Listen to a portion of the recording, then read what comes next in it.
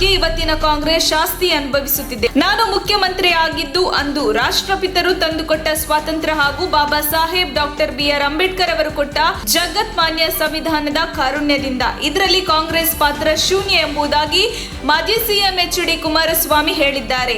ಈ ಕುರಿತಂತೆ ಸರಣಿ ಟ್ವೀಟ್ ಮಾಡಿರುವಂತ ಅವರು, ಕಾಂಗ್ರೆಸ್ ಪಕ್ಷ ಸ್ವಾತಂತ್ರ್ಯ ಹೋರಾಟ ಮಾಡಿದ್ದೇ HD ಕುಮಾರಸ್ವಾಮಿ ಸಿಎಂ ಆಗಲಿ ಎಂದು ಕೆಪಿಸಿಸಿ ಅಧ್ಯಕ್ಷ DK ಶಿವಕುಮಾರ್ ಅವರ ಹೇಳಿಕೆ ಅಪ್ರಬುದ್ಧತೆಯ ಪ್ರತೀಕ ಮತ್ತು ಪರಮ ಬಾಲಿಶ ಎಂದಿದ್ದಾರೆ.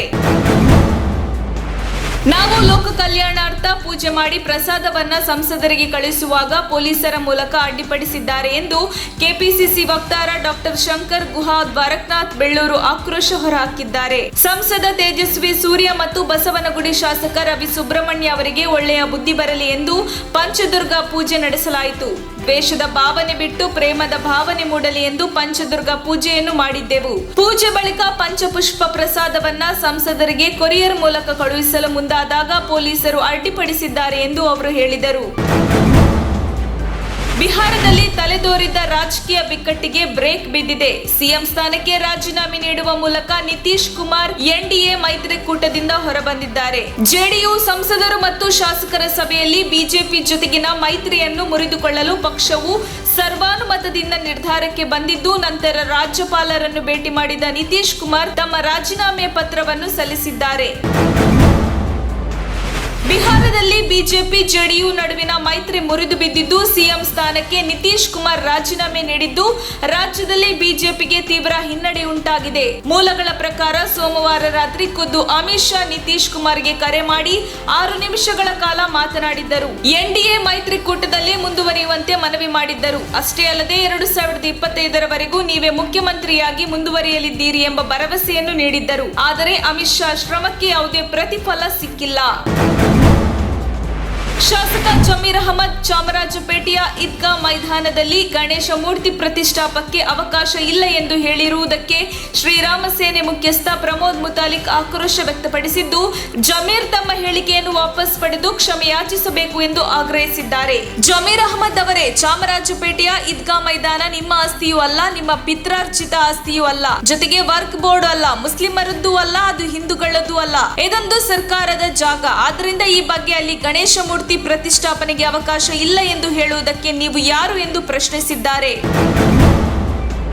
ಸಿದ್ದರಾಮೋತ್ಸವ ಕಾರ್ಯಕ್ರಮದಲ್ಲಿ ನಡೆದ ಕಾಳ್ತುಳಿತದಲ್ಲಿ ವೃದ್ಧ ಸಾವನ್ನಪ್ಪಿರುವ ಘಟನೆ ಬೆಳಕಿಗೆ ಬಂದಿದೆ. ಮಂಡ್ಯ ಜಿಲ್ಲೆಯ ಪಾಂಡವಪುರ ತಾಲೂಕಿನ ಅರಳುಕುಪ್ಪೆ ಸ್ವಾಮಿ ಗೌಡ ಮೃತ ದುರ್ದೈವಿ. ಆಗಸ್ಟ್ 2ರಂದು ಸ್ವಾಮಿ ಗೌಡ ಸೇರಿದಂತೆ ಹಲವಾರು ಮಂದಿ ದಾವಣಗೆರೆಯಲ್ಲಿ ನಡೆದ ಸಿದ್ದರಾಮೋತ್ಸವ ಕಾರ್ಯಕ್ರಮಕ್ಕೆ ತೆರಳಿದ್ದರು. ಆಗಸ್ಟ್ 3ರಂದು ದಾವಣಗೆರೆ ಸಮಾವೇಶ ಸ್ಥಳದಿಂದ ಸ್ವಾಮಿ ಗೌಡ ನಾಪತ್ತೆಯಾಗಿದ್ರು. ಕಾರ್ಯಕ್ರಮದಲ್ಲಿ ನಡೆದ ಕಾಲ್ತುಳಿತದಿಂದ ಸ್ವಾಮಿ ಗೌಡ ಸಾವನ್ನಪ್ಪಿದ್ದಾರೆ ಎನ್ನಲಾಗಿದೆ.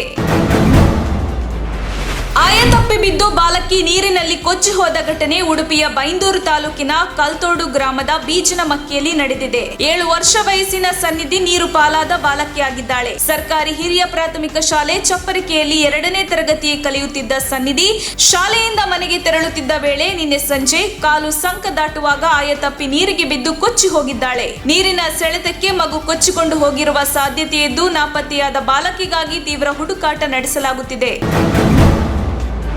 ಸಾವರ್ಕರ್ ಅಂತ ಒಬ್ಬರಿದ್ರು, ಅವರನ್ನು ಜೈಲಿಗೆ ಹಾಕಿದ್ರು. ದಮ್ಮಯ್ಯ ಅಂತೀನಿ ಬಿಟ್ಟು ಬಿಡಿ ಎಂದು ಅವರು ಮುಚ್ಚಳಿಕೆ ಬರೆದುಕೊಟ್ರು. ಅವರನ್ನು ಈಗ ಬಿಜೆಪಿಯವರು ವೀರ ಸಾವರ್ಕರ್ ಅಂತಾರೆ ಎಂದು ವಿಪಕ್ಷ ನಾಯಕ ಸಿದ್ದರಾಮಯ್ಯ ವ್ಯಂಗ್ಯವಾಡಿದ್ದಾರೆ. ಮೈಸೂರಿನಲ್ಲಿ ಸುದ್ದಿಗಾರರೊಂದಿಗೆ ಮಾತನಾಡಿದವರು, ಹೋವಲ್ಕರ್ ಬಿಜೆಪಿ ಪತ್ರಿಕೆ ಆರ್ಗನೈಸ್ ಇತ್ತು, ಅದರಲ್ಲಿ ಭಾರತದ ಧ್ವಜವನ್ನು ಎಂದು ಗೌರವಿಸಬೇಡಿ ಎಂದಿದ್ದರು. ಅದರಲ್ಲಿರುವ 3 ಬಣ್ಣಗಳ ಬಗ್ಗೆ ಕೆಟ್ಟದಾಗಿ ಬರೆದಿದ್ದರು. ಈಗ ಗರ್ಗರ್ ತಿರಂಗ್ ಎಂದು ನಾಟಕ ಮಾಡುವ ನಿಮಗೆ ನಾಚಿಕೆ ಆಗಲ್ವಾ ಎಂದು ಪ್ರಶ್ನಿಸಿದ್ದಾರೆ. ನಕಲಿ ನೋಟು ಚಲಾವಣೆ ಮಾಡುತ್ತಿದ್ದ ಆರೋಪದ ಮೇಲೆ ಬಿಜೆಪಿ ಕಾರ್ಯಕರ್ತರು ಸೇರಿ 3 ಕುಂದಗೋಳ ಪೊಲೀಸರು ಬಂಧಿಸಿದ್ದಾರೆ. ಬಿಜೆಪಿ ಕಾರ್ಯಕರ್ತ ಸಾಗರ್ ಕಾಶಪ್ಪ ಹಾಲಿನ ಅಂಗಡಿ ನಡೆಸುತ್ತಿದ್ದು ವ್ಯಾಪಾರದಲ್ಲಿ ನಕಲಿ ನೋಟುಗಳನ್ನು ಬಳಸುತ್ತಿದ್ದ ಎನ್ನಲಾಗಿದೆ.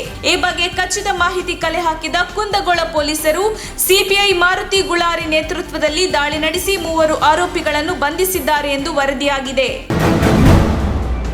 ಡಿವೈಡರ್ಗೆ ಬೈಕ್ ಡಿಕ್ಕಿಯಾಗಿ ಸವಾರ ಸಾವನ್ನಪ್ಪಿರುವ ಘಟನೆ ತುಮಕೂರು ನಗರದ ಶೆಟ್ಟಿಹಳ್ಳಿ ಬಳಿ ನಡೆದಿದೆ. ಚಿಕ್ಕನಾಯಕನಹಳ್ಳಿ ತಾಲೂಕಿನ ಶಿಡ್ಲಕಟ್ಟೆಯ ನಿವಾಸಿ ರಂಗಸ್ವಾಮಿ ಮೃತ ದುರ್ದೈವಿ. ರಂಗಸ್ವಾಮಿ ತುಮಕೂರಿನ ಪೆಟ್ರೋಲ್ ಬಂಕ್ನಲ್ಲಿ ಕೆಲಸ ಮುಗಿಸಿ ಮನೆಗೆ ಹಿಂತಿರುಗುತ್ತಿದ್ದ ವೇಳೆ ಶೆಟ್ಟಿಹಳ್ಳಿ ಬಳಿ ನಿಯಂತ್ರಣ ತಪ್ಪಿ ಬೈಕ್ ಡಿವೈಡರ್ಗೆ ಡಿಕ್ಕಿಯಾಗಿದೆ. ಅಪಘಾತದಲ್ಲಿ ರಂಗಸ್ವಾಮಿ ಸ್ಥಳದಲ್ಲೇ ಸಾವನ್ನಪ್ಪಿದ್ದಾರೆ.